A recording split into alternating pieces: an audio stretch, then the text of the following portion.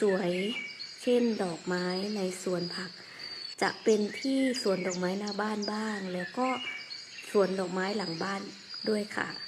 ดอกไม้ก็จะมีชนิดที่ขึ้นเองนะคะแต่ว่าให้ดอกสวยมากๆค่ะแล้วก็จะมีชื่อเรียกหลากหลายชื่อนะคะ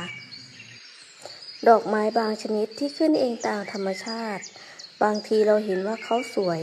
เราก็เก็บเมล็ดพันธุ์นะคะหรือว่าต้นเขานะคะมาปลูกไว้ที่กระถาง